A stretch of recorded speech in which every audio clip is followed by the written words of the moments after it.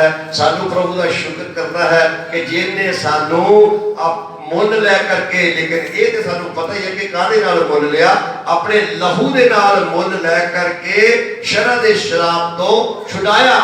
उन्हें साडा श्राप जिहड़ा सी ये साडा खत्म कर दिता, इहदे तो सानू छुड़ा लिया, इहदे तो सानू अलग कर लिया, असी श्राप तो अलग हो गए। लेकिन उसका कारण है कि वो किस तरह छुड़ाया गया। वो छुड़ाया भी किसी तरह गया ना सानू, उसकी बहुत बड़ी कीमत जी है चुकानी पई, किहनूं चुकानी पई। देखो प्रभु यीशु मसीह नूं चुकानी पई, किस तरीके नाल चुकानी पई। लिखिया है कि इस करके वो साडे लई श्रापी बनिया। देखो साडे श्राप नूं खत्म करन दी कारण, साडे श्राप नूं खत्म करन दे लई वो आप श्रापी बन गया। साडे श्रापी ते असीं सी, पापी ते असीं सी, लेकिन वो साडे श्राप नूं खत्म करन दी कारण आप शरापी बन गया। जो कि शरापियां नूं मैं दसना चाहता था, सलीब किहनां नूं दित्ती गई जाती सी? सलीब उन्हां नूं दित्ती जाती सी जिहड़े बहुत बड़े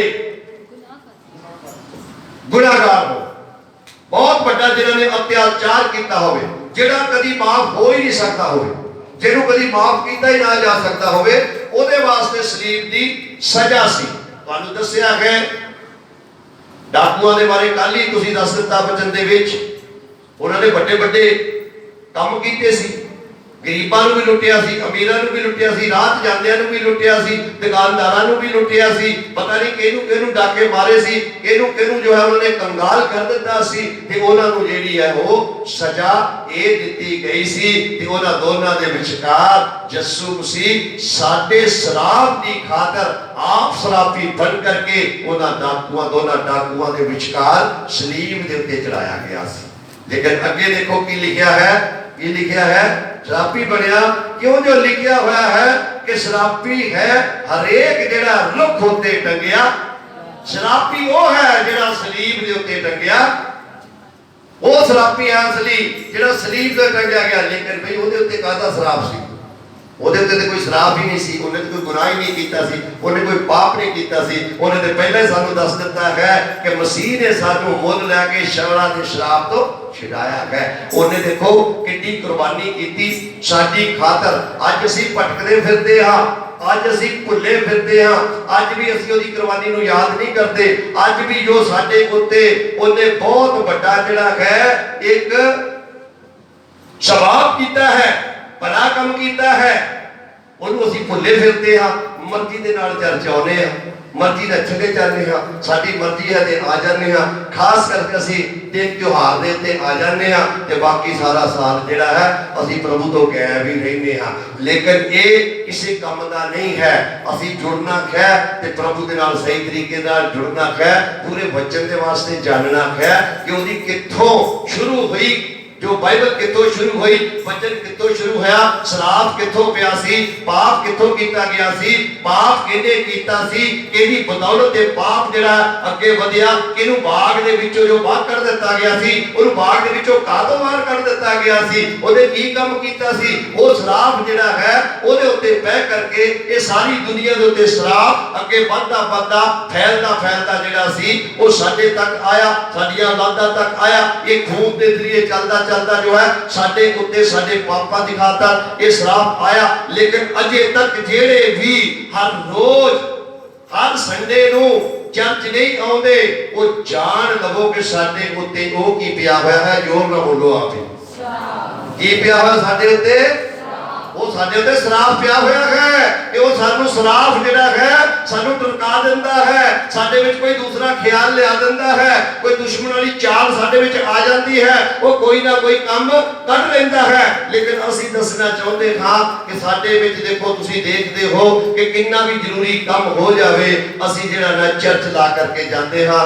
प्रीति दा डैडी तुहानूं मैं दस्सिया कि ये जो है आईसीयू दे विच सी, ऑक्सीजन लगी हुई सी, प्रॉब्लम दे विच सी, ਕਰੋਨਾ ਵਾਰ ਦੇ ਵਿੱਚ ਸੁੱਟ ਦਿੱਤਾ ਗਿਆ ਸੀ ਔਰ ਕਰੋਨਾ ਤੁਹਾਨੂੰ ਪਤਾ ਐਵੇਂ ਜ਼ਾਹਰ ਕਰ ਦਿੰਦੇ ਨੇ ਸਿਰਤਾ ਕਿਹਾ ਸੀ ਅਸੀਂ ਸਾਰਿਆਂ ਨੇ ਦੁਆ ਕੀਤੀ ਮੈਂ ਕੀਤੀ ਤੁਸੀਂ ਸਾਰਿਆਂ ਨੇ ਮਿਲ ਕਰਕੇ ਦੁਆ ਕੀਤੀ ਤੇ ਪ੍ਰਭੂ ਨੇ ਜੋ ਹੈ ਉਹਨੂੰ ਸ਼ਿਫਾ ਦਿੱਤੀ ਚੰਗਿਆਈ ਦਿੱਤੀ ਔਰ ਦੁਆਵਾਂ ਸਾਰੇ ਫਿਰ ਕਰਾਂਗੇ ਕਿ ਉਹ ਜਿਹੜਾ ਹੈ ਆਪਣੇ ਘਰ ਆਰਾਮ ਦੇ ਨਾਲ ਆ ਜਾਵੇ ਜਦੋਂ ਕੋਈ ਵੀ ਇੰਪਰੂਵਮੈਂਟ ਹੋਣੀ ਸ਼ੁਰੂ ਹੋ ਜਾਂਦੀ ਹੈ ਤੇ ਉਹਨੂੰ ਖੁਦਾ ਠੀਕ ਕਰ ਦਿੰਦਾ ਹੈ ਇਸ ਕਰਕੇ ਜਿਹੜਾ ਹੈ ਅਸੀਂ ਸ਼ਰਾਬੀ ਹਾਂ ਸਾਨੂੰ ਮੰਨ ਲੈਣਾ ਚਾਹੀਦਾ ਹੈ ਜਿਹੜਾ ਗੁਨਾਹ ਨੂੰ ਮੰਨ ਲੈਂਦਾ ਹੈ ਉਹਦੇ ਗੁਨਾਹ ਮਾਫ ਕੀਤੇ ਜਾਂਦੇ ਨੇ ਸਾਡੀ ਖਾਤਰ ਪ੍ਰਭੂ ਨੇ ਕੀ ਕੀਤਾ ਕਿ ਆਪ ਸ਼ਰਾਬੀ ਬਣ ਗਿਆ ਆਪ ਗੁਨਾਹਗਾਰ ਬਣ ਗਿਆ ਆਪ ਉਹ ਲੱਕੜੀ ਦੇ ਉੱਤੇ ਲਿਖਿਆ ਉਸ ਰੁੱਖ ਦੇ ਉੱਤੇ ਚੜਾਇਆ ਗਿਆ ਜਿਸ ਰੁੱਖ ਦੇ ਉੱਤੇ ਉਹ ਜਿਹੜਾ ਬਹੁਤ ਨਿਕੰਮਾ ਗੁਨਾਹਗਾਰ ਜਿਹੜਾ ਕਿ ਸਜ਼ਾ ਦੇ ਲਾਇਕ ਹੁੰਦਾ ਸੀ ਜਿਹੜਾ ਕਿ ਫਾਂਸੀ ਦੇ ਲਾਇਕ ਹੁੰਦਾ ਸੀ ਜਿਹੜਾ ਕਿ ਸਲੀਬ ਦੇਣ ਦੇ ਲਾਇਕ ਹੁੰਦਾ ਸੀ ਜਿਹੜਾ ਕਿ ਸੂਲੀ ਦੇ ਦੇਣ ਦੇ ਲਾਇਕ ਹੁੰਦਾ ਸੀ ਉਹਨੂੰ ਇਹਦੇ ਉੱਤੇ ਚੜਾਇਆ ਜਾਂਦਾ ਸੀ ਲੇਕਿਨ ਸਾਡੇ ਪ੍ਰਭੂ ਯਿਸੂ ਮਸੀਹ ਨੇ ਸਾਡੇ ਵਾਸਤੇ ਕਿੰਨਾ ਵੱਡਾ ਕਰਮ ਕੀਤਾ ਸਾਡੇ ਉੱਤੇ ਤਰਸ ਖਾਦਾ ਜੋ ਕਿ ਸਾਨੂੰ ਬਚਾਉਣ ਦੀ ਖਾਤਰ ਆਪਣਾ ਲਹੂ ਇਸ ਸਲੀਬ ਦੇ ਉੱਤੇ ਜਿਹੜੀ ਸਰਾਪਿਆ ਹੋਇਆ ਰੁੱਖ ਸੀ ਜਿਹਦੇ ਉੱਤੇ ਸਰਾਪੇ ਲੋਕ ਚੜਾਏ ਜਾਂਦੇ ਸੀ ਉਹਦੇ ਉੱਤੇ ਚੜਾਇਆ ਗਿਆ ਤੇ ਅਸੀਂ ਅਜੇ ਵੀ ਭੁੱਲੇ ਭਟਕੇ ਫਿਰਦੇ ਹਾਂ ਸਾਨੂੰ ਅਜੇ ਵੀ ਹੋਸ਼ ਨਹੀਂ ਹੈ ਸਾਨੂੰ ਹੋਸ਼ ਆਉਣੀ ਚਾਹੀਦੀ ਹੈ ਕਿ ਅੱਜ ਅਗਰ ਅਸੀਂ ਇਹ ਦਿਨ ਮਨਾ ਰਹੇ ਹਾਂ ਇਹ ਤਿਉਹਾਰ ਮਨਾ ਰਹੇ ਹਾਂ ਤੇ ਅਸੀਂ ਕਿਉਂ ਮਨਾ ਰਹੇ ਹਾਂ ਇਹਦੇ ਉੱਤੇ ਕੋਈ ਕੁਰਬਾਨੀ ਹੋਈ ਸੀ ਔਰ ਕੁਰਬਾਨੀ ਤੋਂ ਬਾਅਦ ਜਿਹੜੀਆਂ ਉਹਨੂੰ ਜੋ ਉਸਨੇ ਆਪਣੇ ਮੂੰਹ ਦੇ ਵਿੱਚੋਂ ਜੋ ਕੁਝ ਵੀ ਕਿਹਾ ਸੀ ਉਹਦੇ ਮੁਤਾਬਕ ਜੋ ਉਹਨੇ ਸਜ਼ਾ ਕੱਟੀ ਸੀ ਜੋ ਸਜ਼ਾ ਉਹਨੇ ਕੱਟੀ ਜਿੰਨੀ ਸਜ਼ਾ ਉਹਨੂੰ ਮਿਲੀ ਜੋ ਕੁਝ ਉਹਦੇ ਉੱਤੇ ਕੀਤਾ ਗਿਆ ਉਹ ਤੇ ਅਸੀਂ ਸਹਿ ਹੀ ਨਹੀਂ ਸਕਦੇ ਅੱਜ ਤੱਕ ਕਿਸੇ ਦੇ ਉੱਤੇ ਕੀਤਾ ਗਿਆ ਅੱਜ ਤੇ ਫਟਾਫਟ ਕੀ ਕਰਦੇ ਨੇ ਅੱਜ ਤੇ ਰਿਵਾਲਵਰ ਦੇ ਨਾਲ ਗੋਲੀ ਮਾਰ ਦਿੰਦੇ ਨੇ ਜਾਂ ਉਹਨੂੰ ਅੱਗ ਲਾ ਦਿੰਦੇ ਨੇ ਜਾਂ ਉਹਨੂੰ ਵੱਢ ਸੁੱਟਦੇ ਨੇ ਜਾਂ ਉਹਨੂੰ ਟੁੱਕ ਸੁੱਟਦੇ ਨੇ ਲੇਕਿਨ ਇਹ ਤੇ ਤੁਸੀਂ ਹਿਸਾਬ ਲਾਓ ਕਿ ਸ਼ੁਰੂ ਕਿੱਥੋਂ ਹੋਇਆ ਸੀ ਜਾਜਕ ਕਿਆਫਾ ਤੋਂ ਚਪੇੜਾ ਮਾਰਨੀਆਂ ਤੋਂ ਮੁੱਕੇ ਮਾਰਨ ਤੋਂ ਸ਼ੁਰੂ ਹੋਇਆ ਸੀ ਦਾੜੀ ਨੋਚਣ ਤੱਕ ਗਿਆ ਔਰ ਉਸ ਤੋਂ ਬਾਅਦ ਤੁਸੀਂ ਦੇਖੋਗੇ ਦਾੜੀ ਨੋਚਣ ਤੋਂ ਬਾਅਦ ਜੋ ਹੈ ਉਹਨੂੰ ਜੋ ਹੈ ਕਿੰਨੇ ਕੋੜਿਆਂ ਦੀ ਮਾਰ ਪਈ 39 ਕੋੜਿਆਂ ਦੀ ਮਾਰ ਪਈ ਉਹਨੂੰ ਚੱਲਣੀ ਪਈ ਉਹ ਕੋੜਿਆਂ ਦਾ ਮੈਂ ਤੁਹਾਨੂੰ ਦੱਸਿਆ ਸੀ ਜਿਹੜਾ ਕੋੜਿਆਂ ਦਾ ਪਟਾ ਸੀ ਉਹਨੂੰ ਜਿਹੜਾ ਮੇਖਾਂ ਥੱਲੇ ਲੱਗੀਆਂ ਹੋਈਆਂ ਸੀ ਤਾਂ ਹੀ ਦੀ ਜਿਹੜੀ ਚਮੜੀ ਜਿਹੜੀ ਸੀ ਉਹ ਨੁੱਚ ਕੇ ਆ ਜਾਂਦੀ ਸੀ ਚਮੜੀ ਹਰ ਕੋੜੇ ਦੇ ਨਾਲ ਜਿਹੜਾ ਨੁੱਚ ਕੇ ਆਉਂਦੀ ਸੀ ਉਹ ਜੋ ਹੈ ਸਾਹ ਲਾ ਲਓ ਤੁਸੀਂ ਕਿ ਅਗਰ ਇੰਨੀ ਖੋਰਾਕ ਵੀ ਆਉਂਦੀ ਹੋਏਗੀ ਤੇ 39 ਕੋੜਿਆਂ ਦੇ ਨਾਲ ਇੰਨਾ ਮਾਸ ਜਿਹੜਾ ਹੈ ਇਸੇ ਕਰਕੇ ਤੇ ਲਿਖਿਆ ਹੈ ਕਿ ਹਾੜੀਆਂ ਨੇ ਮੇਰੀ ਪਿੱਠ ਦੇ ਉੱਤੇ ਹਲ ਚਲਾਇਆ ਜਾਨੀ ਹਲ ਵਾਂਗੂ ਜਿਸ ਤਰ੍ਹਾਂ ਹਲ ਕਿੱਲੇ ਖੇਤ ਦੇ ਵਿੱਚ ਬਾਹ ਦਿੱਤਾ ਜਾਂਦਾ ਹੈ ਉਹਦੀ ਪਿੱਠ ਦੇ ਉੱਤੇ ਇਸ ਤਰੀਕੇ ਦੇ ਨਾਲ ਜਿਹੜਾ ਹਲ ਬਾਹ ਦਿੱਤਾ ਗਿਆ ਸੀ ਉਹਦੀ ਦਾੜੀ ਨੂੰ ਨੋਚਿਆ ਗਿਆ ਸੀ ਉਹਦੇ ਜੋ ਹੈ ਮੁੱਕੇ ਮਾਰੇ ਗਏ ਚਪੇੜਾ ਮਾਰੀਆਂ ਗਿਆ ਇੱਥੋਂ ਤੱਕ ਹੋਇਆ ਕਿ ਮੂੰਹ ਦੇ ਉੱਤੇ ਥੁੱਕ ਦਿੱਤਾ ਗਿਆ ਮੂੰਹ ਦੇ ਉੱਤੇ ਥੁੱਕਣਾ ਜਿਹੜਾ ਹੈ ਇਹ ਬਹੁਤ ਹੀ ਬੁਰੀ ਗੱਲ ਹੈ ਬਹੁਤ ਬੁਰੀ ਗੱਲ ਹੈ ਮੈਂ ਦੇਖ ਜਾਣਦਾ ਹਾਂ ਕਿ ਜਿਹੜੇ ਲੋਕ ਅਰਬ ਕੰਟਰੀਆਂ ਦੇ ਵਿੱਚ ਰਹਿ ਕਰਕੇ ਆਏ ਨੇ ਅਰਬੀ ਲੋਕ ਜਿਹੜੇ ਨੇ ਅਗਰ ਮਾੜੀ ਬੜੀ ਕੋਈ ਗੱਲ ਹੋ ਜਾਏ ਤਾਂ ਫਟ ਕਰ ਥੁੱਕ ਮੂੰਹ ਦੇ ਥੁੱਕ ਦਿੰਦੇ ਨੇ ਹਰ ਮੂੰਹ ਦੇ ਥੁੱਕਦੇ ਨੇ ਉਹ ਬੰਦੇ ਨੂੰ ਉਹ ਸਹਿਣਾ ਪੈਂਦਾ ਉੱਥੇ ਉਹ ਸਹਿ ਲੈਂਦੇ ਨੇ ਖਾਸ ਕਰਕੇ ਕੁਵੈਤੀ ਦੇ ਅਮੂਮਨ ਥੁੱਕ ਦਿੰਦੇ ਨੇ ਮੂੰਹ ਦੇ ਉੱਤੇ ਕੁਵੈਤੀ ਦੇ ਫਟਾਫਟ ਹੀ ਮੂੰਹ ਦੇ ਉੱਤੇ ਥੁੱਕਦੇ ਨੇ ਦੇਖੋ ਸਾਡੇ ਲੋਕ ਜਾ ਕਰਕੇ ਕੁਵੈਤ ਦੇ ਵਿੱਚ ਕੰਮ ਕਰਦੇ ਨੇ ਔਰ ਉਹਨਾਂ ਦਾ ਥੁੱਕ ਵੀ ਮੂੰਹ ਦੇ ਉੱਤੇ ਖਾਂਦੇ ਉਹਦੇ ਮਾੜੀ ਜੀ ਗੱਲ ਕੋਈ ਕਹਿ ਦੋ ਉਹਨੂੰ ਗੁੱਸਾ ਆ ਗਿਆ ਉਹਨੇ ਚਪੇੜ ਨਹੀਂ ਮਾਰਨੀ ਚਪੇੜ ਨਹੀਂ ਮਾਰਦੇ ਉਹ ਮੂੰਹ ਦੇ ਥੁੱਕ ਕਰਕੇ ਤੇ ਕਦਰਾ ਜਿਹੜਾ ਗੁੱਤੇ ਲੱਗਾ ਹੋਇਆ ਨਾ ਉਹ ਕਾਲਾ ਜਿਹਾ ਲੱਗਾ ਹੁੰਦਾ ਸਿਰ ਤੇ ਉਹ ਖੋਲਦੇ ਨੇ ਦੇਖ ਫਿਰ ਜਿੱਧਰ ਪੈਂਦੀ ਹੈ ਦੇਖ ਫਿਰ ਜਿੱਧਰ ਪੈਂਦੀ ਹੈ ਉਹੀ ਮਾਰਨੀ ਸ਼ੁਰੂ ਕਰ ਦਿੰਦੇ ਆ ਸਾਡੇ ਲੋਕਾਂ ਦੇ ਉੱਤੇ ਜ਼ੁਲਮ ਕਰਦੇ ਨੇ ਇਸੇ ਤਰ੍ਹਾਂ ਉਹਨਾਂ ਲੋਕਾਂ ਨੇ ਵੀ ਉਹ ਕਿੱਲਾ ਜਿਹੜੀਆਂ ਛੋਟੀਆਂ ਬਰੀਕ ਉਹਦੇ ਵਿੱਚ ਕੱਢੀਆਂ ਹੋਈਆਂ ਸੀ ਕਿ ਇਹਨੂੰ ਜਿਹੜਾ ਹੈ ਇਹ ਜਿਹੜਾ ਕਹਿੰਦਾ ਸੀ ਕਿ ਮੈਂ ਖੁਦਾ ਦਾ ਪੁੱਤਰ ਹਾਂ ਔਰ ਹੈਕਲ ਨੂੰ ਢਾ ਕਰਕੇ ਤੀਸਰੇ ਦਿਨ ਖੜੀ ਕਰ ਦਿਆਂਗਾ ਔਰ ਮੈਂ ਹੀ ਮੁਕਤੀ ਦਾਤਾ ਹਾਂ ਮੈਂ ਹੀ ਨਜ਼ਾਤ ਦਿੰਦਾ ਹਾਂ ਔਰ ਮੈਂ ਖੁਦਾ ਦਾ ਪੁੱਤਰ ਔਰ ਇਹਨੂੰ ਅਸੀਂ ਦੱਸਾਂਗੇ ਕਿ ਕਿਸ ਤਰੀਕੇ ਨਾਲ ਪੁੱਤਰ ਹੈ ਬਹੁਤ ਕੁਝ ਹੋਇਆ ਬਹੁਤ ਕੁਝ ਕੀਤਾ ਗਿਆ ਉਹਨੂੰ ਸਵਾਲ ਵੀ ਪੁੱਛੇ ਗਏ ਦੱਸ ਤੂੰ ਖੁਦਾ ਦਾ ਪੁੱਤਰ ਹੈ ਉਹਨੇ ਤੇ ਪਿਲਾਤੁਸ ਦੇ ਸਾਹਮਣੇ ਕਹਿ ਦਿੱਤਾ ਸੀ ਕਿ ਤੁਸੀਂ ਤੇ ਆਪ ਹੀ ਕਹਿ ਦਿੱਤਾ ਇਹ ਤਾਂ ਮੇਰੇ ਕੋਲ ਪੁੱਛਣ ਦੀ ਲੋੜ ਹੀ ਨਹੀਂ ਜਦ ਪਤਾ ਤੇ ਉਹਨੇ ਕਹਿ ਹੀ ਦਿੱਤਾ ਤੁਸੀਂ ਤੇ ਆਪ ਹੀ ਕਹਿ ਦਿੱਤਾ ਉਹ ਕਿਸੇ ਗੱਲ ਤੋਂ ਮੁਕਰਿਆ ਨਹੀਂ ਸੀ ਅੱਗੇ ਅਸੀਂ ਆਇਤ ਇੱਕ ਦੇਖਾਂਗੇ ਦੇਖੋ ਉਹਦੇ ਵਿੱਚ ਕੀ ਲਿਖਿਆ ਹੈ ਰਸੂਲਾਂ ਦੇ ਕਰਤੱਵ ਉਸ ਦੀ 2:23 ਕੀ ਲਿਖਿਆ ਹੈ 2:23 ਉਸੇ ਨੂੰ मौत ठहराई हुई मौत ਅਤੇ ਅਗੰਮ ਭਾਗ ਅਗੰਮ ਗਿਆਨ ਦੇ ਅਨੁਸਾਰ ਹਵਾਲੇ ਕੀਤਾ ਗਿਆ। ਹਾਂ ਤੁਸਾਂ ਬੁਰਿਆਰਾਂ ਦੇ ਹੱਥੀ ਸਲੀਬ ਦੇ ਕੇ ਮਰਵਾ ਦਿੱਤਾ। ਹਾਂ ਅੱਗੇ ਉਸੇ ਨੂੰ ਪਰਮੇਸ਼ਵਰ ਨੇ ਕਾਲ ਦੇ ਬੰਧਨ ਖੋਲ ਕੇ ਜਵਾਇਆ। ਹਾਂ ਕਿਉਂ ਜੋ ਇਹ ਅਨਹੋਣਾ ਸੀ ਕਿ ਉਹ ਉਸ ਦੇ ਵਸ ਵਿੱਚ ਹਾਲੇਲੂਇਆ। ਇਹ ਹੋਣਾ ਸੀ ਕਿ ਉਹ ਕਬਰ ਦੇ ਵਸ ਵਿੱਚ ਰਹੇ, ਇਹ ਹੋਣਾ ਸੀ ਕਿ ਉਹ ਮੌਤ ਦੇ ਵਸ ਵਿੱਚ ਰਹੇ, ਇਹ ਹੋਣਾ ਸੀ ਕਿ ਉਹ ਸ਼ੈਤਾਨ ਦੇ ਵਸ ਦੇ ਵਿੱਚ ਰਹੇ। ਲੇਕਿਨ ਲਿਖਿਆ ਹੋਇਆ ਹੈ ਕਿ ਉਸੇ ਨੂੰ ਜਦ ਪਰਮੇਸ਼ਵਰ ਨੇ ਠਹਿਰਾਈ ਹੋਈ ਮੌਤ ਅਤੇ ਅਗੰਮ ਵਾਕ ਦੇ ਮੁਤਾਬਕ ਇਹ ਮੌਤ ਠਹਿਰਾਈ ਹੋਈ ਸੀ, ਇਹ ਮੌਤ ਮਿੱਥੀ ਹੋਈ ਸੀ, ਇਹ ਮੌਤ ਪਹਿਲਾਂ ਕਹਿ ਦਿੱਤੀ ਗਈ ਸੀ ਕਿ ਇਹ ਮੌਤ ਇਸ ਤਰੀਕੇ ਦੇ ਨਾਲ ਹੋਣੀ ਹੈ ਕਿ ਜਿਹੜਾ ਵੀ ਜਾਏਗਾ, ਇਹ ਪਰਮੇਸ਼ਵਰ ਨੇ ਖੁਦਾਵੰਦ ਯਿਸੂ ਮਸੀਹ ਨੂੰ ਜਾਨੀ ਆਪਣੇ ਮੂੰਹ ਦੇ ਲਫ਼ਜ਼ ਨੂੰ, ਸ਼ਬਦ ਨੂੰ ਜੋ ਹੈ ਜ਼ਮੀਨ ਦੇ ਉੱਤੇ ਭੇਜਿਆ ਸੀ, ਉਹਨੂੰ ਇਹ ਸਭ ਕੁਝ ਦੱਸ ਕਰਕੇ ਭੇਜਿਆ ਸੀ ਕਿ ਇਹ ਜਿਹੜੇ ਤੈਨੂੰ ਆਹ ਕੰਮ ਜਿਹੜੇ ਤੇਰੇ ਉੱਤੇ ਹੋਣਗੇ, ਇਹ ਅਤਿਆਚਾਰ ਤੇਰੇ ਨਾਲ ਹੋਣਗੇ, ਇਹ ਜ਼ੁਲਮ ਉੱਤੇ ਤੇਰੇ ਉੱਤੇ ਢਾਏ ਜਾਣਗੇ, ਇਹ ਤੈਨੂੰ ਸਹਿਣੇ ਪੈਣਗੇ।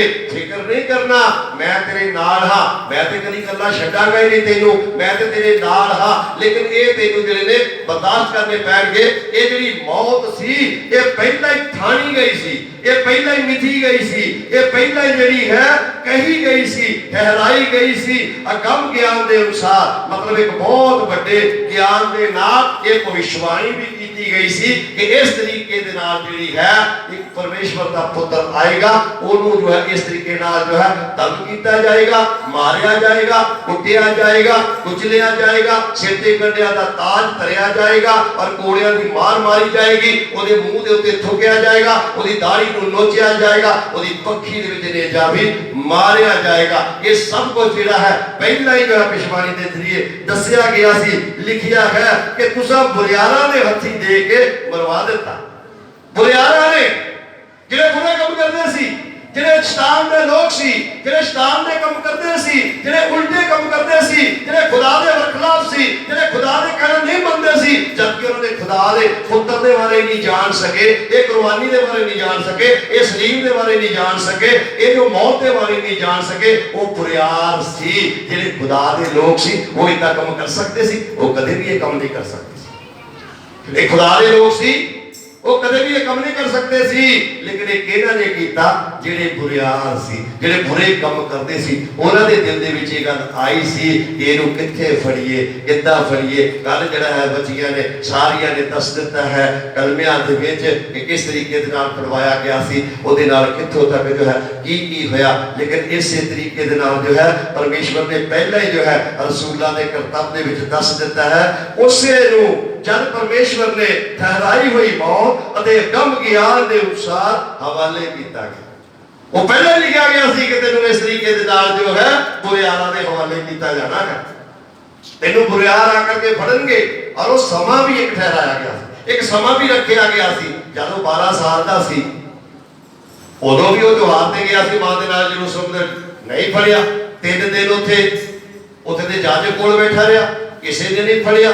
ਜਦੋਂ 8 ਦਿਨ ਤੋਂ ਬਾਅਦ ਉਹਦੀ ਮਾਂ ਜੋ ਹੈ ਔਰਤਾਂ ਦੇ ਮੁਤਾਬਕ ਉਹਦੇ ਦਿਲ ਪੂਰੇ ਹੋਣ ਬਾਅਦ ਉਹ ਜਦੋਂ ਯਰੂਸ਼ਲਮ ਦੇ ਵਿੱਚ ਫਿਰ ਲੈ ਕਰਕੇ ਗਈ ਕਿ ਜੇ ਇੱਕ ਬੰਦਾ ਸ਼ਮੌਨ ਨਾਂ ਦਾ ਬੰਦਾ ਅੜੀਕਦਾ ਸੀ, ਉੱਥੇ ਵੀ ਕੋਈ ਜਾ ਕਰਕੇ ਖੜਾ ਹੋ ਸਕਦਾ ਸੀ। ਜਦੋਂ ਉਹਨੂੰ ਪਹਿਲਾਂ ਮਾਰਨ ਦੀ ਤਿਆਰੀ ਕੀਤੀ ਗਈ ਸੀ ਤੇ ਉੱਥੇ ਵੀ ਕੋਈ ਖੜਾ ਹੋ ਸਕਦਾ ਸੀ, ਜਾ ਕਰਕੇ ਉਹਨੂੰ ਫੜ ਸਕਦਾ ਸੀ। ਲੇਕਿਨ ਨਹੀਂ, ਫਿਰ ਉਹਨੇ ਜੋ ਹੈ ਜਗ੍ਹਾ ਜਗ੍ਹਾ ਪ੍ਰਚਾਰ ਕੀਤਾ। ਮੈਂ ਤੁਹਾਨੂੰ ਦੱਸਿਆ ਸੀ ਕਿ ਸਭ ਤੋਂ ਵੱਡੀ ਭੀੜ ਜਿਹੜੀ ਹੈ ਉਹ ਕਿਸੇ ਚਰਚ ਦੇ ਵਿੱਚ ਨਹੀਂ ਹੈ, ਕਿਸੇ ਬਾਬੇ ਦੇ ਕੋਲ ਨਹੀਂ ਹੈ, ਕਿਸੇ ਡੇਰੇ ਦੇ ਵਿੱਚ ਨਹੀਂ ਹੈ, ਲੇਕਿਨ ਸਭ ਤੋਂ ਵੱਡੀ ਭੀੜ ਜਿਹੜੀ ਉਹ ਖੁਦਾਵੰਦ ਯਿਸੂ ਮਸੀਹ ਦੇ ਨਾਲ। ਸਭ ਤੋਂ ਵੱਡੀ ਭੀੜ ਜਿਹੜੀ ਉਹ ਕਿਹਦੇ ਕੋਲ ਹੈ? ਖੁਦਾਵੰਦ ਯਿਸੂ ਮਸੀਹ ਦੇ ਕੋਲ ਹੈ। ਸਾਰੀ ਦੁਨੀਆ ਉਹਦੇ ਮਗਰ ਹੈ। ਸਾਰੀ ਸਭ ਤੋਂ ਵੱਡੀ ਕੌਮ ਜਿਹੜੀ ਹੈ ਇਹੀ ਹੈ। ਉਹ ਕੌਮ ਜਿਹੜੀ ਹੈ ਉਹ ਕਿਹਦੇ ਨਾਲ ਹੈ? ਖੁਦਾਵੰਦ ਯਿਸੂ ਮਸੀਹ ਦੇ ਨਾਲ ਹੈ। ਤੇ ਇਸੇ ਕਰਕੇ ਜਿਹੜੀ ਹੈ ਇਹ ਮੌਤ ਉਹਦੇ ਵਾਸਤੇ ਪਹਿਲਾਂ ਹੀ ਠਹਿਰਾਈ ਗਈ ਸੀ ਕਿ ਉਹਨੂੰ ਜਿਹੜਾ ਪਰਿਵਾਰਾਂ ਦੇ ਹੱਥੀ ਮਰਵਾ ਦਿੱਤਾ ਜਾਵੇ। ਉਸ ਸਮੇਂ ਪਰਮੇਸ਼ਵਰ ਨੇ ਕਾਲ ਦੇ ਬੰਧਨ ਖੋਲ ਕੇ ਉਹਨੂੰ ਜਵਾਇਆ, ਯਾਨੀ ਕਾਲ ਮੌਤ ਦੇ ਬੰਧਨ ਖੋਲ ਕੇ। मौत के बंधन कौन खोल सकता है? सिर्फ खुदा ही खोल सकता है। परमेश्वर खोल सकता है। काल दे बंधन खोल करके ਉਹਨੂੰ ਜੋ ਠਹਿਰਾਈ ਹੋਈ ਮੌਤ ਤੋਂ ਉਹਨੂੰ ਜੋ ਹੈ ਜਵਾ ਦਿੱਤਾ। ਵਚਨ ਦੇ ਵਿੱਚ ਲਿਖਿਆ ਵਚਨ ਨੂੰ ਕੋਈ ਵੀ ਕੈਦ ਨਹੀਂ ਕਰ ਸਕਦਾ, ਵਚਨ ਨੂੰ ਕੋਈ ਵੀ ਬੰਨ ਨਹੀਂ ਸਕਦਾ। ਬਾਕੀ ਚੀਜ਼ਾਂ ਜਿਹੜੀਆਂ ਨੇ ਅਸੀਂ ਧਾਗਿਆਂ ਦੇ ਜ਼ਰੀਏ, ਟੂਣਿਆਂ ਦੇ ਜ਼ਰੀਏ ਔਰ ਹੋਰ ਜਾਦੂ ਤਵੀਤ ਦੇ ਜ਼ਰੀਏ ਬੰਨ ਲੈਂਦੇ ਨੇ ਕੁਝ ਟਾਈਮ ਦੇ ਵਾਸਤੇ, ਲੇਕਿਨ ਇਹਨੂੰ ਜਾਦੂ ਵਾਲੇ ਬੜੇ ਆਏ ਉੱਥੇ, ਬੜੇ ਜਾਦੂਗਰ ਆਏ। ਪੜਿਆ ਤੁਸੀਂ ਸੁਲਾ ਦੇ ਕਿਤਾਬ ਦੇ ਵਿੱਚ ਹੀ, ਬੜੇ ਜਾਦੂਗਰ ਆਏ। ਇਹਨੂੰ ਕੋਈ ਬੰਨ ਸਕਿਆ? कहता वचन ਨੂੰ ਕੋਈ ਵੀ ਬੰਨ नहीं सकता और वचन ਨੂੰ ਕੋਈ ਵੀ कैद नहीं कर सकता। अगर कैद करोगे ये वचन ने तो ਜਿਹੜੇ ਉਹਦੇ ਚੇਲੇ ਬੰਨੇ ਹੋਏ ਸੀਗੇ कैद ਦੇ ਵਿੱਚ ਹੱਥਾਂ ਨੂੰ ਬੇੜੀਆਂ, ਪੈਰਾਂ ਨੂੰ ਕੜੀਆਂ ਲਾ ਕਰਕੇ ਬੰਨੇ ਹੋਏ ਸੀ, ਇਹ ਵਚਨ ਨੇ ਤੇ ਉਹਨਾਂ ਨੂੰ ਵੀ ਛੁਡਾ ਦਿੱਤਾ। ਇਹਦੇ ਤੇ ਸੰਤ ਪੌਲਸ ਨੂੰ ਵੀ ਜੋ ਹੈ कैद ਦੇ ਵਿੱਚੋਂ ਛੁਡਾਇਆ ਔਰ ਜੋ ਹੈ ਦਰੋਗਾ ਸੋਗੇ ਨੂੰ ਸੁਣਾਤਾ। ਦਰੋਗੇ ਦੀ ਨੀਂਦ ਆ ਗਈ ਔਰ ਉੱਥੇ ਜਿਹੜੀ ਜੇਲ੍ਹ ਦੇ ਜਿਹੜੇ ਦਰਵਾਜ਼ੇ ਸੀ, ਫਾਟਕ ਸੀ, ਉਹ ਵੀ ਆਪਣੇ ਆਪ ਜਿਹੜੇ ਇਸੇ ਵਚਨ ਨੇ ਖੁਲਵਾ ਦਿੱਤੇ ਸੀ। ਕਹਿੰਦਾ ਕਾਲ ਦੇ ਬੰਧਨ ਤੋਂ ਉਹਨੂੰ ਆਪ ਛੁਡਵਾ ਕਰਕੇ ਉਹਨੂੰ ਜੋ ਹੈ ਜਵਾ ਦਿੱਤਾ, ਉਹਨੂੰ ਕੀ ਕਰ ਦਿੱਤਾ? ਜਿੰਦਾ ਕਰ ਦਿੱਤਾ। ਇਸੇ ਤਰ੍ਹਾਂ ਜੋ ਇਸ ਵਚਨ ਦੇ ਵਿੱਚ ਤਾਕਤ ਹੈ, ਖੁਦਾ ਦੇ ਵਿੱਚ ਤਾਕਤ ਹੈ, ਵਚਨ ਨੂੰ ਕੋਈ ਬੰਨ ਨਹੀਂ ਸਕਦਾ। ਅਗਰ ਅਸੀਂ ਵਚਨ ਦੇ ਉੱਤੇ ਭਰੋਸਾ ਰੱਖਦੇ ਹਾਂ, ਵਚਨ ਦੇ ਉੱਤੇ ਵਿਸ਼ਵਾਸ ਰੱਖਦੇ ਹਾਂ, ਤਾਂ ਫਿਰ ਸਾਨੂੰ ਜੋ ਹੈ ਯਾਕੂਬ ਦੇ ਬਾਰੇ ਲਿਖਿਆ ਗਿਣਤੀ ਦੀ ਕਿਤਾਬ ਦੇ ਵਿੱਚ ਕੀ ਲਿਖਦਾ ਹੈ ਕਿ ਯਾਕੂਬ ਦੇ ਘਰਾਣੇ ਦੇ ਉੱਤੇ ਕੋਈ ਵੀ ਜਾਦੂ ਅਸਰ ਨਹੀਂ ਕਰ ਸਕਦਾ। ਯਾਕੂਬ ਦੇ ਘਰਾਣੇ ਦੇ ਉੱਤੇ ਕੋਈ ਵੀ ਜਾਦੂ नहीं चल सकता। ਅਸੀਂ ਵੀ ਉਹਦੇ ਘਰਾਣੇ ਦੇ ਵਿੱਚੋਂ ਹਾਂ, ਸਾਡੇ ਉੱਤੇ ਜਾਦੂ ਕਿੱਦਾਂ ਚੱਲ ਜਾਏਗਾ? ਮੇਰੇ ਉੱਤੇ ਤਾਂ ਮੈਂ ਤੁਹਾਨੂੰ ਦੱਸਿਆ ਵੀ ਹੈ ਕਿ ਕਰ ਵੀ ਦਿੱਤਾ ਸੀ ਕਿਸੇ ਨੇ, ਹੁਣ ਵੀ ਕਰੀ ਜਾਂਦੇ ਨੇ, ਕਰਦੇ ਰਹਿੰਦੇ ਨੇ, ਕਰਦੇ ਰਹਿਣ, ਉਹ ਉਹਨਾਂ ਤੇ ਚਲੇ ਜਾਂਦਾ ਹੈ। ਮੈਂ ਦੁਆ ਕਰਦਾ ਪ੍ਰਭੂ ਕਿ ਜਿੱਥੋਂ ਆਇਆ ਉੱਥੇ ਹੀ ਚਲੇ ਜਾਵੇ, ਉਹਨਾਂ ਦੇ ਘਰ ਚਮਤਕਾਰ ਹੋਵੇ, ਉਹਨਾਂ ਨੂੰ ਪਤਾ ਲੱਗ ਜਾਵੇ ਕਿ ਅਸੀਂ ਤੇ ਦੂਸਰੇ ਦੇ ਉੱਤੇ ਕੀਤਾ ਸੀ, ਇਹ ਸਾਡੇ ਉੱਤੇ ਕਿੱਦਾਂ ਕਰ ਗਿਆ?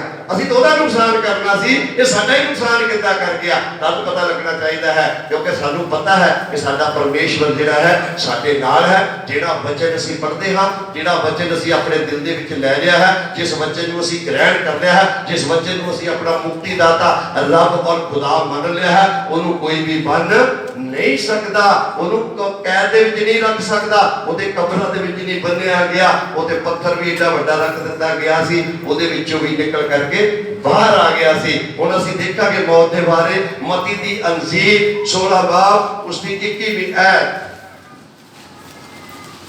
मत्ती 16 उसकी 21।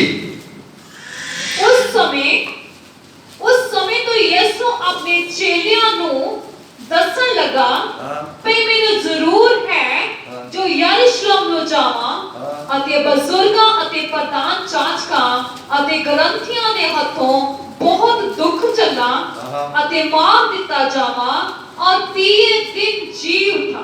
हालेलुया।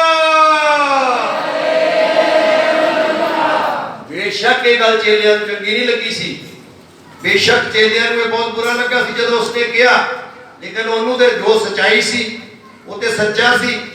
ਅੱਜ ਅਸੀਂ ਜੋ ਹੈ ਕਿਉਂ ਪ੍ਰਭੂ ਯਿਸੂ ਮਸੀਹ ਦੇ ਪਿੱਛੇ ਲੱਗੇ ਹੋਏ ਆ? ਕਿਉਂ ਪ੍ਰਭੂ ਯਿਸੂ ਮਸੀਹ ਨੂੰ ਅਸੀਂ ਫੜ ਕੇ ਬੈਠੇ ਆ? ਕਿਉਂ ਪ੍ਰਭੂ ਯਿਸੂ ਮਸੀਹ ਨੂੰ ਅਸੀਂ ਰੱਬ ਮੰਨਦੇ ਹਾਂ? ਕਿਉਂ?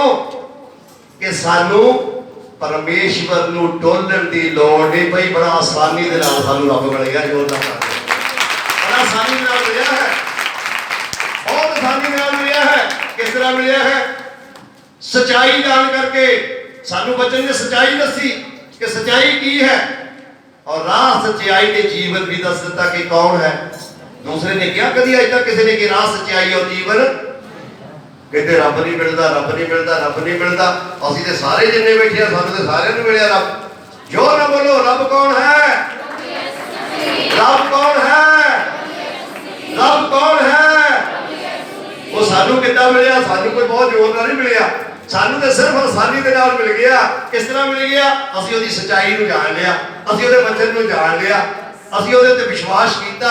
ਅਸੀਂ ਜਦੋਂ ਉਹਦੇ ਵਿਸ਼ਵਾਸ ਕੀਤਾ ਤੇ ਸਾਨੂੰ ਪਤਾ ਲੱਗ ਗਿਆ ਕਿ ਰੱਬ ਹੈ ਤਾਂ ਦੂਸਰਾ ਕੋਈ ਰੱਬ ਨਹੀਂ ਹੈ। ਤਦੇ ਤੇ ਉਹਨੂੰ ਜੇ ਨਹੀਂ ਮਾਰ ਖਾਣੀ ਪਈ, ਤਦੇ ਤੇ ਉਹਨੂੰ ਇੰਨੀ ਕੁੱਟ ਖਾਣੀ ਪਈ, ਤਦੇ ਤੇ ਉਹਨੂੰ ਤਸੀਹੇ ਜਿਹੜੇ ਨੇ ਉਹ ਝੱਲਣੇ ਪਏ, ਤਦੇ ਤੇ ਉਹਨੂੰ ਕਿੱਲਾਂ ਦੀ ਮਾਰ ਜੋ ਕਿਤੇ 3 ਇੰਚ ਦੇ ਕਿੱਲ ਜਿਹੜੇ ਉਹਦੇ ਹੱਥਾਂ 'ਚ, ਦੋਨਾਂ ਹੱਥਾਂ ਔਰ ਇੱਕ ਪੈਰ ਦੇ ਵਿੱਚ ਕੱਢਿਆ ਗਿਆ ਸੀ। ਔਰ ਇਹਦਾ ਹੀ ਜੋ ਹੈ ਇੰਚ ਤੋਂ ਵੱਡੇ ਕਿੱਲ ਜਿਹੜੇ ਜੋ ਹੈ ਜਿਹੜਾ ਉਹਦੇ ਸਿਰ ਦੇ ਉੱਤੇ ਕੱਢਿਆ ਦਾ ਤਾਜ ਪਹਿਨਿਆ ਗਿਆ ਸੀ, ਉਹਦੇ ਵਿੱਚ ਕੱਢੇ ਗਏ ਸੀ। ਜਦੋਂ ਦਾੜੀ ਨੋਚਦੇ ਸੀ ਤਾਂ ਉਦੋਂ ਤੁਹਾਨੂੰ ਪਤਾ ਉਹ ਕਿੱਦਾਂ ਖਿੱਚਦੇ, ਪਿਆਰ ਨਾਲ ਖਿੱਚਦੇ ਸੀ ਦਾੜੀ, ਪਿਆਰ ਨਾਲ ਖਿੱਚਦੇ ਸੀ ਉਹਦੀ ਦਾੜੀ, ਕੱਢ ਕੇ ਬਾਹਰ ਰੱਖ ਦਿੰਦੇ ਸੀ। ਸਾਡੇ ਕੋਲ ਤੇ ਖੁਦਾ ਦਾ ਦਾਸ ਆਇਆ ਸੀ ਜਿਹਦੇ ਸਿਰ ਤੇ ਵਾਲ ਕੱਢ ਦਿੰਦੇ ਸੀ ਲੋਕਾਂ ਨੇ ਪਾਕਿਸਤਾਨ ਦੇ ਵਿੱਚ।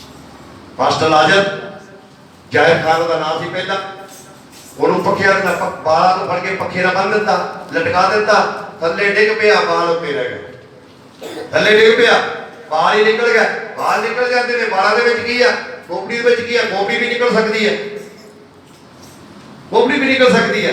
ਇਹ ਤਸੀਹੇ ਜਿਹੜੇ ਉਹਨੂੰ ਕੱਟਣੇ ਪਏ, ਉਹਨੇ ਇਹ ਗੱਲਾਂ ਜਿਹੜੀਆਂ ਨੇ ਆਪਣੇ ਚੇਲਿਆਂ ਨੂੰ ਪਹਿਲਾਂ ਹੀ ਦੱਸ ਦਿੱਤੀਆਂ ਸੀ ਕਿ ਮੇਰੇ ਨਾਲ ਆਹ ਕੁਝ ਹੋਣਾ ਹੈ। ਬੇਸ਼ੱਕ ਉਹਨਾਂ ਨੂੰ ਇਹ ਚੰਗਾ ਨਹੀਂ ਲੱਗਾ ਸੀ। ਵਿੱਚੋਂ ਪਤਰਸ ਨੇ ਜਵਾਬ ਵੀ ਦੇ ਦਿੱਤਾ ਸੀ, ਲਿਖਿਆ ਯਿਸੂ ਨੇ ਉਹਨਾਂ ਨੂੰ ਕਿਹਾ ਮੈਂ ਮਰ ਜਾਊਂਗਾ ਔਰ ਤੀਸਰੇ ਦਿਨ ਮੁਰਦਿਆਂ ਦੇ ਵਿੱਚੋਂ ਜੀ ਉੱਠੂਗਾ। ਇਹੋ ਜਿਹਾ ਕੋਈ ਖੁਦਾ ਹੈ ਜਿਹੜਾ ਦੱਸੇ। ਚੇਲਿਆਂ ਨੂੰ ਦੱਸ ਦਿੱਤਾ ਕਿ ਹੁਣ ਮੇਰਾ ਵਕਤ ਆ ਗਿਆ ਹੈ, ਮੇਰਾ ਟਾਈਮ ਆ ਗਿਆ ਹੈ, ਮੈਂ ਫੜਵਾਏ ਜਾਣਾ ਹੈ। ਔਰ ਮੈਂ ਦੱਸਿਆ ਸੀ ਪਰਸੋਂ ਵਚਨ ਦੇ ਵਿੱਚ, ਜਦੋਂ ਉਹਨੇ ਫੜਵਾਏ ਜਾਣਾ ਸੀ ਉਸ ਵਕਤ ਉਹ ਆਪਣੇ 11 ਚੇਲਿਆਂ ਨੂੰ ਨਾਲ ਲੈ ਕਰਕੇ ਉਹ ਗਤਸਮਨੀ ਬਾਗ ਦੇ ਵਿੱਚ ਚਲਾ ਗਿਆ ਸੀ। ਗਤਸਮਨੀ ਬਾਗ ਵਿੱਚ ਪਹਿਲਾਂ ਨਹੀਂ ਕਦੇ ਵੀ ਗਏ ਸੀ ਉਹ ਚੇਲੇ, ਪਹਿਲਾਂ ਤੇ ਬਾਗ ਦੇ ਵਿੱਚੋਂ ਕੱਢ ਦਿੱਤੇ ਗਏ ਸੀ ਸਾਰੇ, ਉਹਦੇ ਬਾਗ ਜਿਹੜਾ ਸ਼ਰਾਬੀ ਹੋ ਗਏ ਸੀ ਸਾਰੇ। ਲੇਕਿਨ ਹੁਣ ਉਹ ਇੱਕ ਸਮਾਂ ਸੀ ਕਿ ਉਹਨਾਂ ਨੂੰ ਲੈ ਕਰਕੇ ਗਿਆ, ਉੱਥੇ ਜਾ ਕੇ ਉਸਨੇ ਦੁਆ ਕੀਤੀ, ਜਿਹੜੀ ਦੁਆ ਕਰਦੇ ਆ ਵਕਤ ਉਹਦਾ ਜਿਹੜਾ ਪਸੀਨਾ ਨਿਕਲਿਆ ਉਹ ਖੂਨ ਦੀਆਂ ਬੂੰਦਾਂ ਬਣ ਕੇ ਥੱਲੇ ਗਿਰਦਾ ਸੀ। ਮੈਂ ਲਿਖਾਇਆ ਸੀ, ਕਿੰਨਿਆਂ ਨੇ ਲਿਖਿਆ ਹੈ ਕਿ ਪ੍ਰਭੂ ਯਿਸੂ ਮਸੀਹ ਦਾ ਖੂਨ ਜੋ ਹੈ ਉਹ 7 ਵਾਰ ਵਗਿਆ ਸੀ। ਲਿਖਿਆ ਸਾਰਿਆਂ ਨੇ 7 ਵਾਰ, ਜਿਹੜਾ ਮੈਂ 7 ਵਾਰ ਬਿਆਨ ਕਰ ਦਿੱਤਾ ਸੀ। ਇਸੇ ਤਰ੍ਹਾਂ ਜਿਹੜਾ ਨਾ ਪਰਸੋਂ ਵਚਨ ਦਿੱਤਾ ਗਿਆ ਇਹ 7 ਖੂਨ ਦੇ ਬਾਰੇ ਕਿਸੇ ਜਗ੍ਹਾ ਦੇ ਉੱਤੇ, ਤੇ ਉਹ ਮਾਸਟਰ ਜੀ ਕਹਿਣ ਲੱਗੇ ਕਿ ਅਸੀਂ ਤੇ ਮੈਨੂੰ ਵੀ ਨਹੀਂ ਪਤਾ ਕਿ 7 ਵਾਰ ਗਿਰਿਆ, 7 ਵਾਰ ਗਿਰਾਇਆ ਗਿਆ ਉਹ, ਔਰ ਕਿੱਥੇ ਕਿੱਥੇ, ਇੱਧਰ ਤੱਕ ਕੋਈ ਜਾਂਦਾ ਹੀ ਕੋਈ ਨਹੀਂ। ਮੈਂ ਕਿਹਾ ਇਹ ਤੇ ਜਦੋਂ ਆਤਮਾ ਦਿਖਾ ਦਿੰਦਾ ਹੈ, ਸਿਖਾ ਦਿੰਦਾ ਹੈ, ਫਿਰ ਅਸੀਂ ਉਸੇ ਵਕਤ ਨੋਟ ਕਰ ਲੈਂਦੇ ਹਾਂ ਤੇ ਸਾਡਾ ਫਰਜ਼ ਹੈ ਕਿ ਅੱਗੇ ਵੀ ਇਸ ਚੀਜ਼ ਨੂੰ ਜੋ ਅਸੀਂ ਸਿਖਾ ਦਈਏ। ਇਹ ਚੀਜ਼ ਜਿਹੜੀ ਸਿਖਾਉਣੀ, ਹਰ ਚੀਜ਼ ਨੂੰ ਆਪਣੇ ਕੋਲ ਨਹੀਂ ਰੱਖਣਾ। ਜੇ ਅਸੀਂ ਪਾਪੀ ਹਾਂ, ਗੁਨਾਹਗਾਰ ਹਾਂ, ਜੇ ਅਸੀਂ ਨਹੀਂ ਸਿਖਾਉਂਦੇ ਤਾਂ। ਇਸ ਕਰਕੇ ਚੇਲਿਆਂ ਨੂੰ ਉਹਨੇ ਪਹਿਲਾਂ ਹੀ ਦੱਸ ਦਿੱਤਾ ਸੀ ਕਿ ਮੈਂ ਫੜਵਾਇਆ ਜਾਵਾਂਗਾ ਜ਼ਾਲਮਾਂ ਦੇ ਹੱਥੋਂ,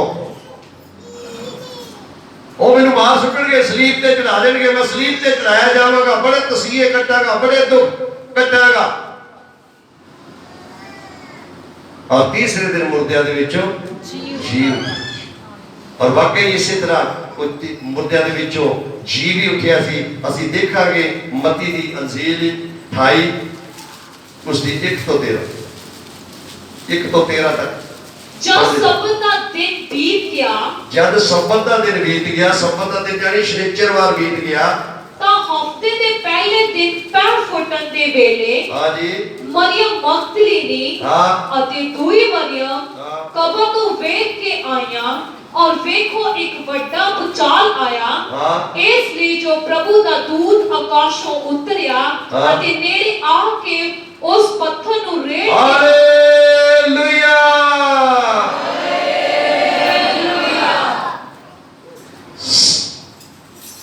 सब्बत का दिन बीत गया, शनिचरवार,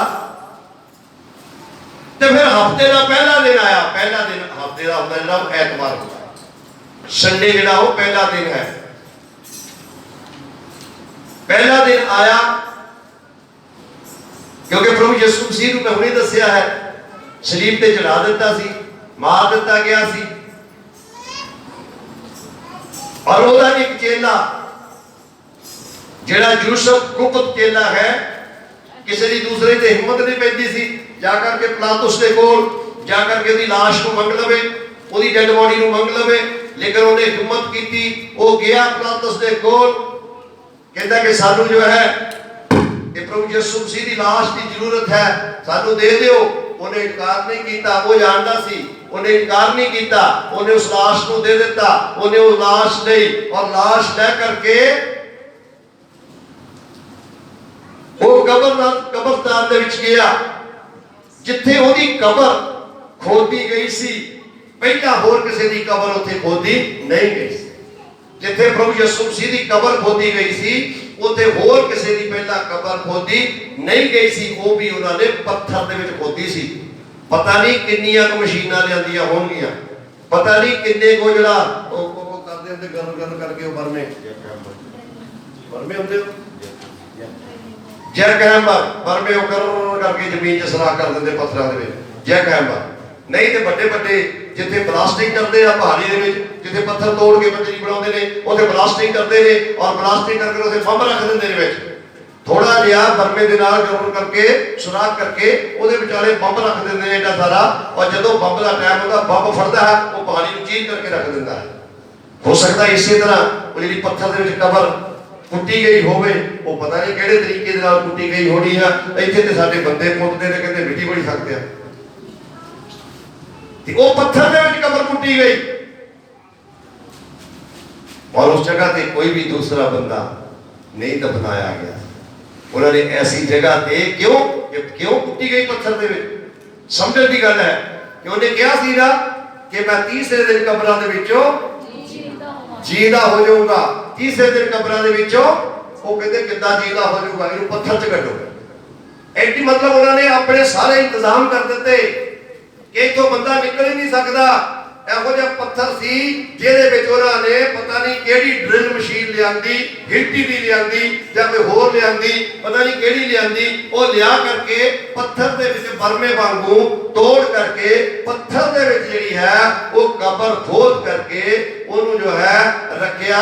ਔਰ ਉਸ ਤੋਂ ਬਾਅਦ ਜਿਹੜਾ ਉਹਨਾਂ ਨੇ ਜਗ੍ਹਾ ਹੀ ਉਹ ਦਿੱਤੀ ਸੀ, ਇਹ ਜੀ ਜਗ੍ਹਾ ਦਿੱਤੀ ਸੀ ਉਹਦੇ ਵਾਸਤੇ। ਲੇਕਿਨ ਉਸੇ ਜਗ੍ਹਾ ਦੇ ਵਿੱਚ ਜਾ ਕਰਕੇ ਜਿਹੜਾ ਯੂਸਫ ਗੁਪਤ ਚੇਲਾ ਸੀ, ਮੁਹੱਬਤ ਕਰਦਾ ਸੀ खुदा ਨਾਲ, प्यार करता सी, उन्हें लाश मंगी, लाश को महीन कपड़े दे विच, महीन कपड़े का मतलब है बहुत कीमती कपड़ा, बहुत कीमती, जिहड़े उहदे पाए हुए सी, जिहड़े लोकां ने वंड लै हिस्से पा लै, वो किते घट कीमती सी। जिहड़ा अपने आप नूं खुदा कहंदा सी और मैं खुदा दा पुत्र हां, ते उहदे कपड़े किहो जिहे होणगे, उहदे कपड़े किहो जिहे होणगे?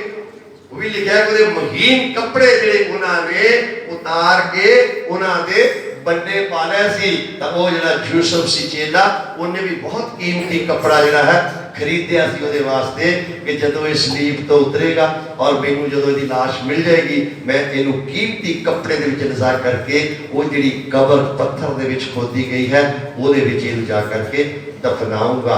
उन्हें जा करके उहदे विच ओहनूं जदों दफना दिता ते उत्थे पहला ही पहरेदार ला दिते गए। किसी दी कबर ते अज पहरेदार लगदे ओदी कबर ते पहला ही सिपाही पुलिस वाले पहरेदार जिहड़े वो पहला ही उत्थे रख दिंदे सी, किते फरेब ना कर लैण, किते झूठ ना मार देण, किते एवें ना कह देण, रखिया बाहर ही होवे। जिस तरीके दे नाल जिन्ने भी मुसलमान लोग ने वो यही कहते हैं कि वो कबर दे विच नहीं दफनाया गया सी बल्कि अपने आप ही आसमान के उत्ते मर के चला गया सी। मुसलमानों की कुरान जिहड़ी ये दसदी है कि वो अपने आप ही मन तो बाद उन्हें सलीब दी गई सी कहते, लेकिन मर करके अपने आप ही ऊपर चला गया सी। लेकिन नहीं, वो तो दफनाया गया सी, उसकी कबर लोग देखण जाते ने, उसकी कबर लोग देखण जाते ने।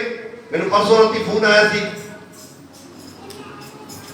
कि तुसी इसराइल गए, मैं क्या मैं उहदे कंढे जाके मुड़िया है। मैं इराक गया, इराक बिल्कुल कंढा है, हुए तो कि इराक उहदे नाल ही इसराइल की जगह शुरू हो जाती है। मैं क्या उत्थे गया, मेरा चांस नहीं मिलिया उत्थे कभी जाण दा, लेकिन मैं उत्थों मुड़ के आ गया। कहता जरूर देख के आओ। मैं कहा जो प्रभु की मर्जी हुई, जब किते प्रभु की मर्जी हुई इन्हां दिनां दे विच वीज़ा मिलता है, ईस्टर वास्ते जाने वास्ते वीज़ा मिलता है।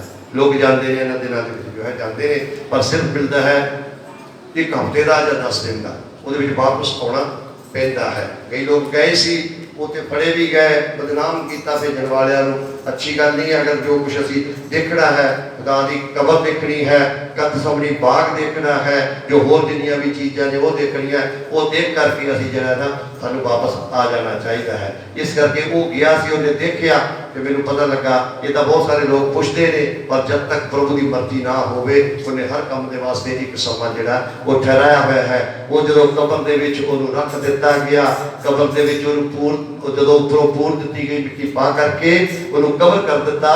ते जिहड़े उहदे पहरेदार रखे हुए सीगे वो रोम सरकार ने उहदे उत्ते पहरा लाया हुआ सी, ਉਸ ਵਕਤ ਜਿਹੜਾ ਇਟਲੀ ਦੀ ਰਾਜਧਾਨੀ ਜਿਹੜੀ ਰੋਮ ਹੈ ਉਹ ਰਾਜ ਕਰਦੀ ਸੀ ਇਸਰਾਇਲ ਦੇ ਉੱਤੇ, ਉਹਦਾ ਰਾਜ ਸੀ। ਲੇਕਿਨ ਪਿਲਾਤੁਸ ਜਿਹੜਾ ਸੀ ਉਹ ਵੀ ਰੋਮੀ ਸੀ, ਉਹ ਵੀ ਰੋਮ ਦਾ ਸੀ।